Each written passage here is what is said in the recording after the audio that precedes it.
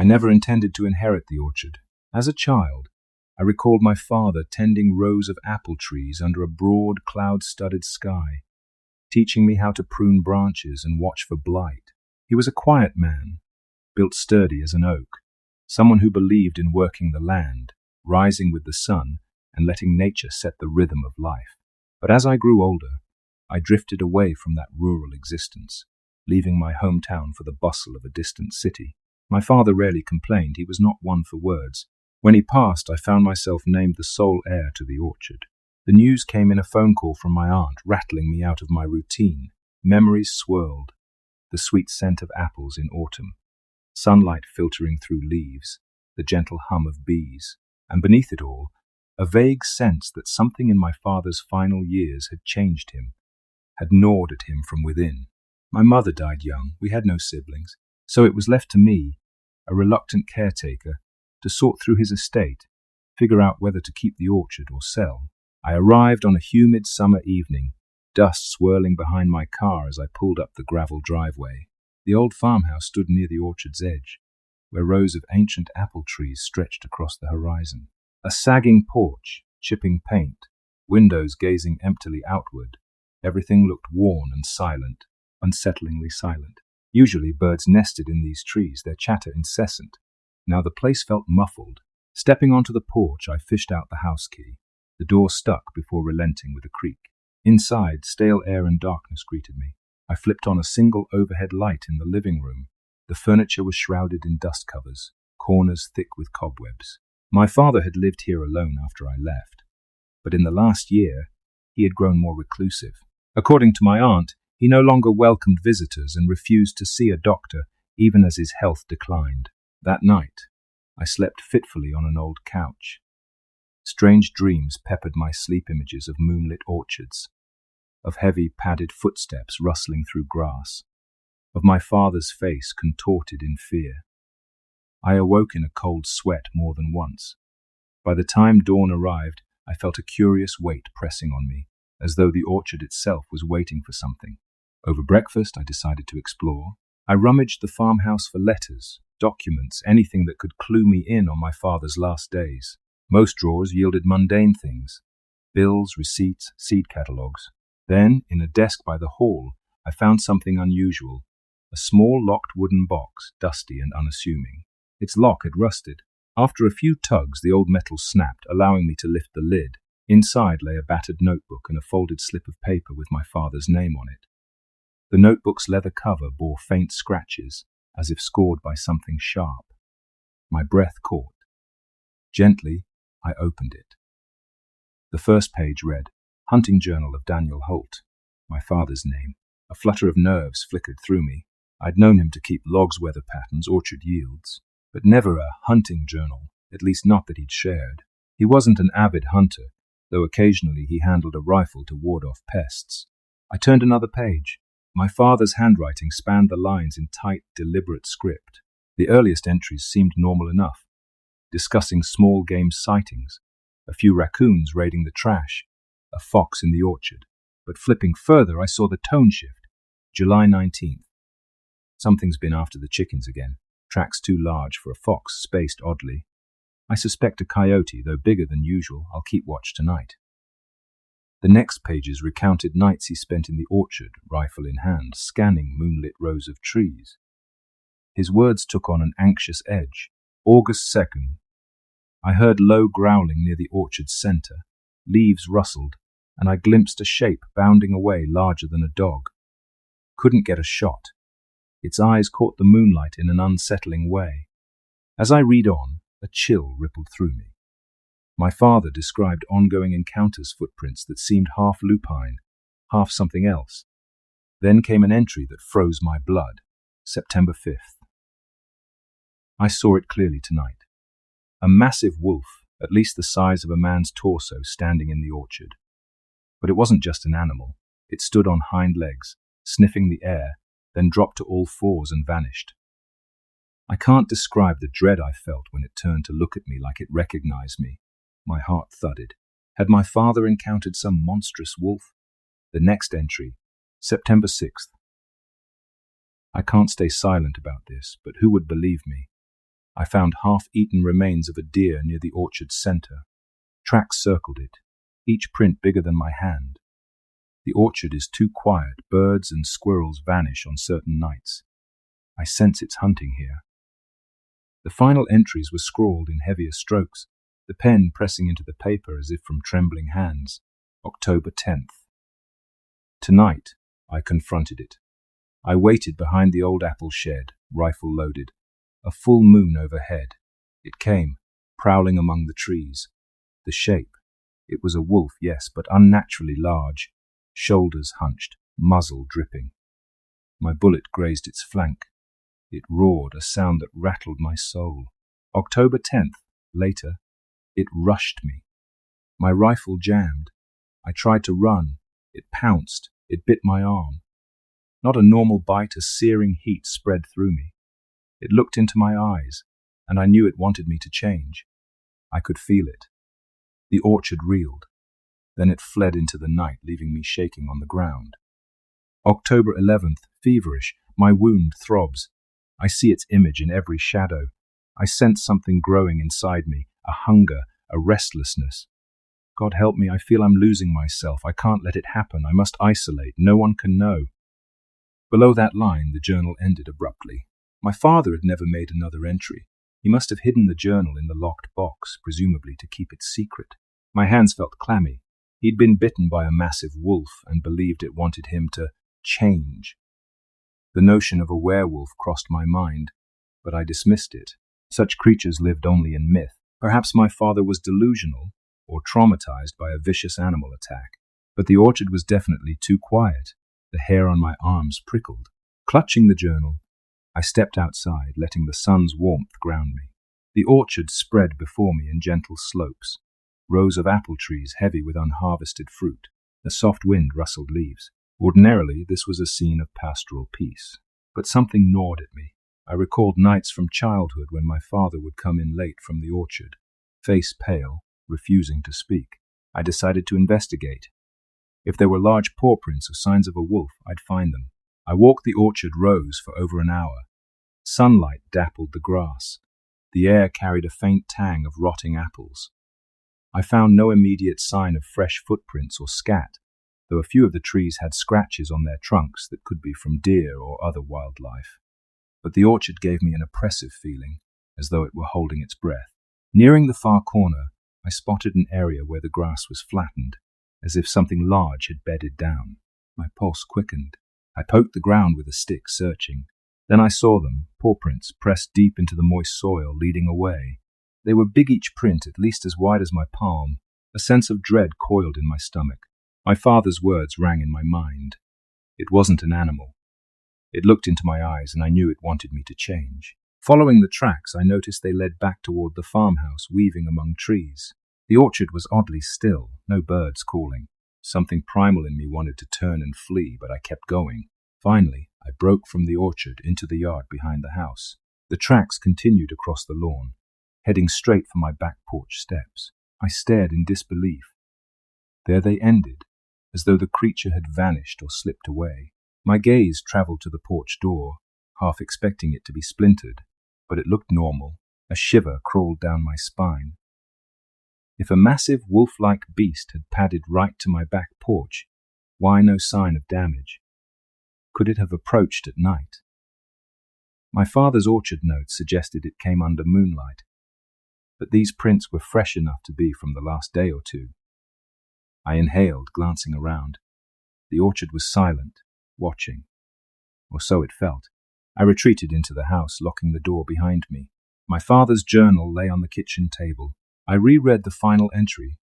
The creature bit him, left him with a burning infection, a sense that he'd be forced to change. Could it be that my father's reclusiveness the last year was tied to an affliction he believed was turning him into some monstrous wolf? Did he succeed in suppressing it, or, trembling, I realized I had no clue how he died? My aunt said a neighbor found him collapsed in the orchard, cause of death uncertain. Could it be tied to this bite?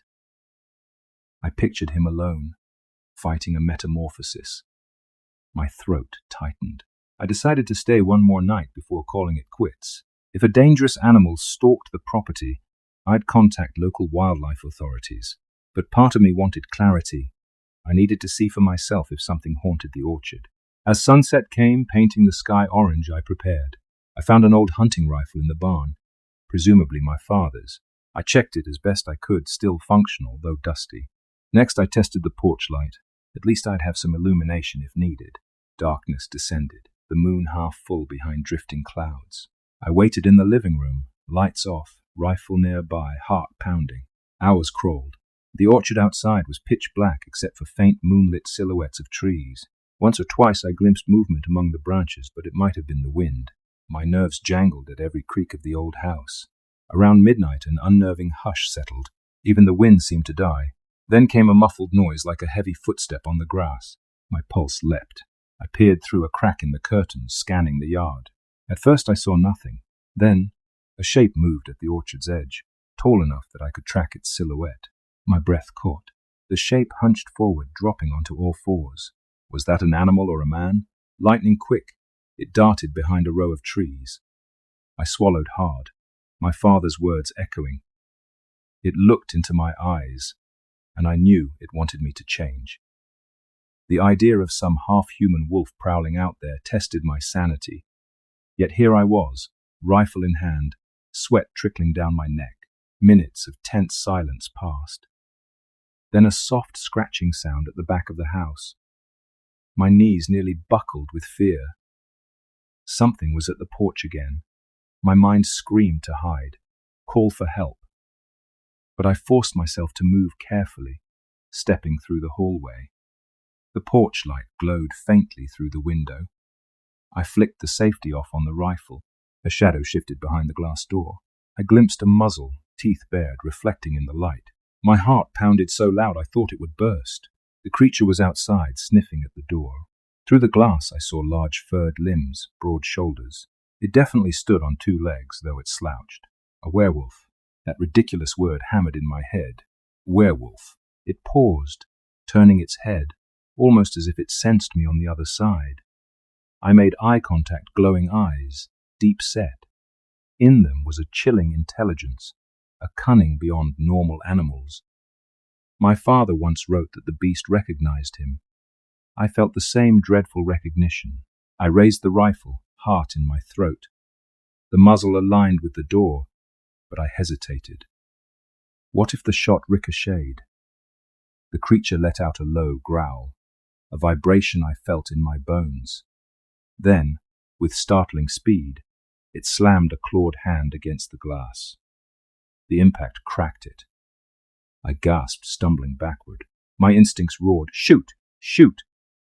But a surge of panic made me freeze. The door might not hold if it struck again.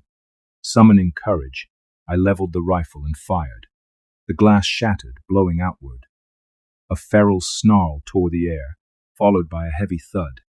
Something crashed onto the porch. I ejected the spent cartridge, trembling. Did I hit it? All fell silent. Shards of glass littered the floor, my breath ragged. I mustered the nerve to approach. On the porch lay a smear of dark fluid, but no sign of the beast. Stumbling out, rifle clutched, I peered into the gloom. The orchard beyond was a void. My shot had driven it off or wounded it. My father's orchard loomed, a labyrinth of shadows. I dared not follow. I locked myself inside the house for the rest of the night, pacing in adrenaline-soaked dread.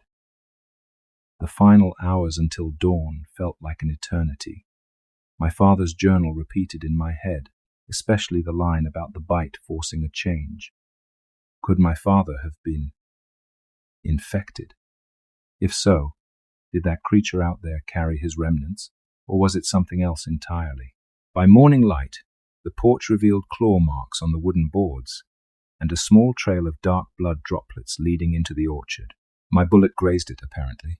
I also found fresh footprints in the orchard's grass, impossibly large paw prints transitioning into something more like footprints, then back again. My father's orchard. My father's transformation. Did he become that beast? The thought churned my stomach. But if he had, how had he died as a normal man? I recalled Aunt's statement that a neighbor found him collapsed. Perhaps he never fully turned, or perhaps the partial transformations eventually killed him. Another horrifying possibility. The original monster who bit my father was still out there seeking new victims. Maybe it had returned to reclaim its territory or find a new host. Sickened by these thoughts, I decided to rummage more thoroughly. There had to be some clue about how my father tried to handle the curse.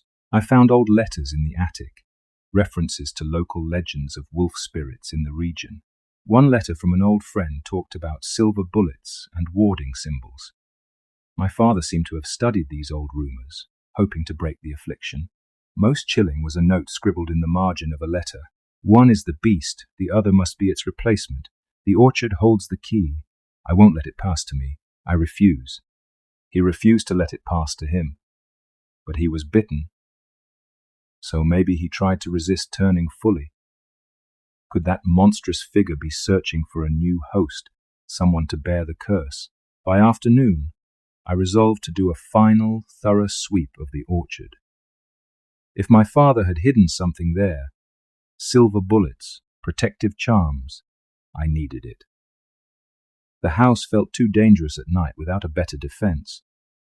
Grabbing the rifle and a flashlight, I ventured among the trees under the glaring midday sun. Row after row, I found only branches heavy with unpicked apples.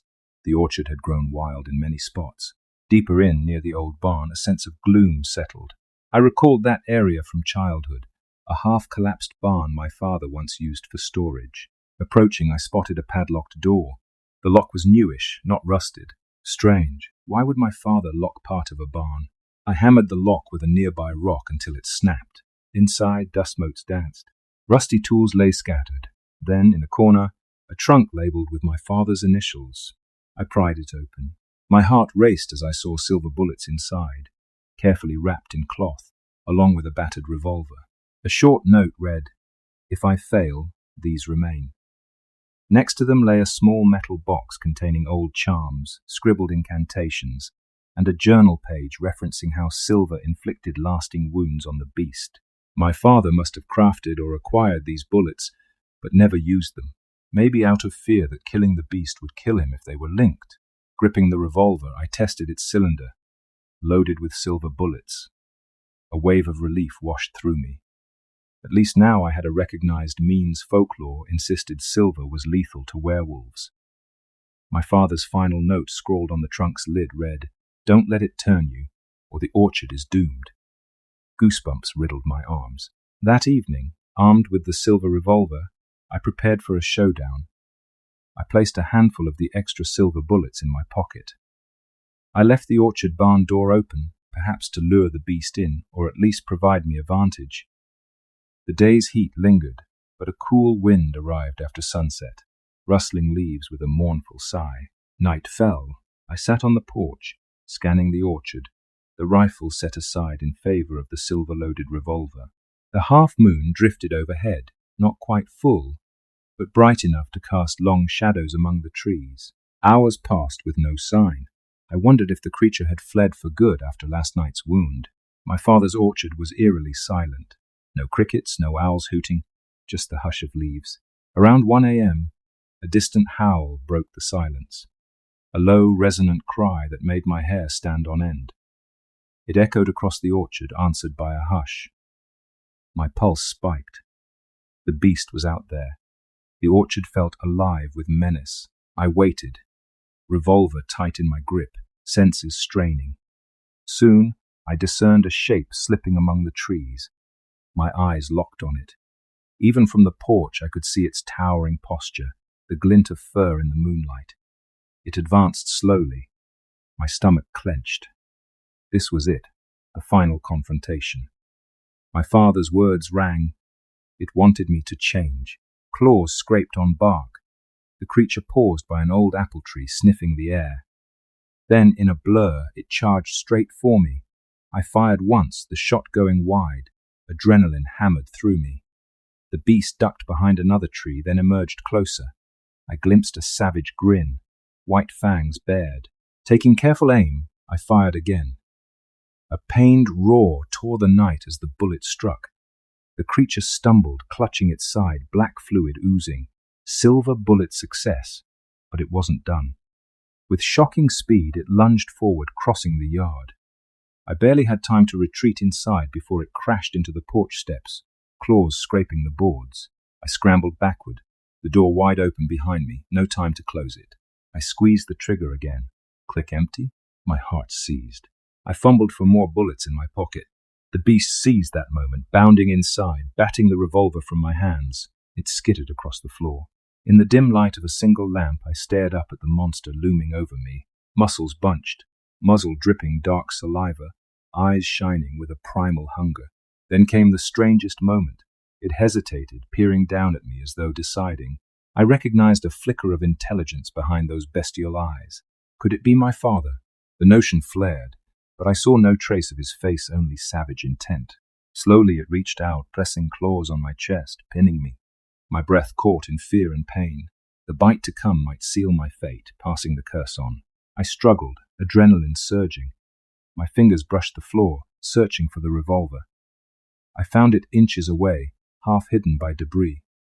The beast lowered its jaws toward my throat, hot breath reeking of blood.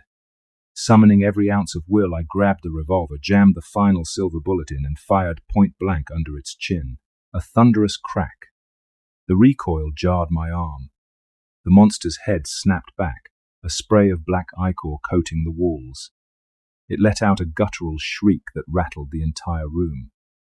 Then, as though its strength drained instantly, it collapsed onto me, massive weight forcing the air from my lungs. I shoved it aside, gasping, watching as the creature spasmed. Shudders racked its frame, fur receding in patches. Bones crackled, limbs contorting. My eyes widened in horror and fascination. Beneath the thick pelt, pale human skin emerged. The muzzle shortened, revealing a human face twisted in agony. For a moment I thought I recognized some features, my father's. No, not quite. The hair color was different, the bone structure alien.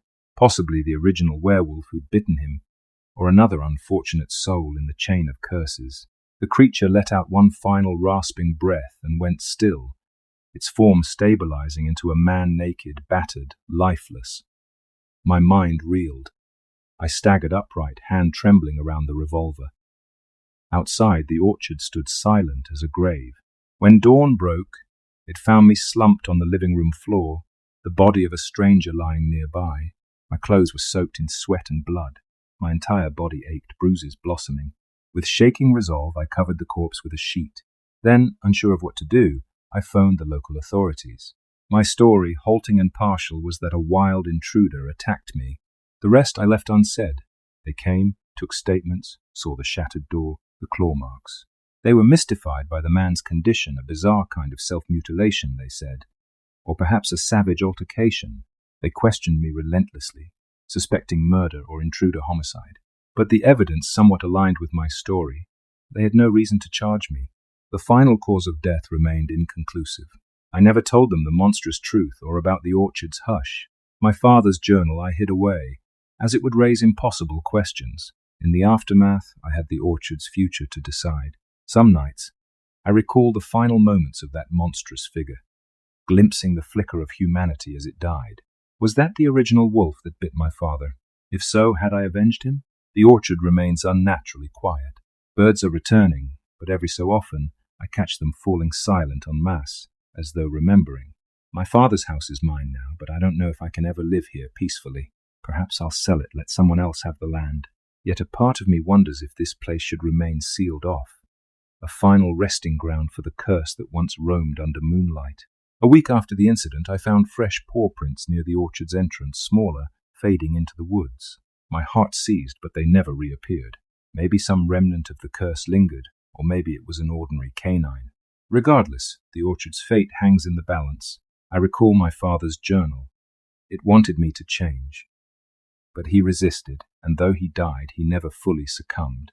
In the end, I faced the beast with silver bullets. If that was truly the final monster, perhaps the orchard can heal.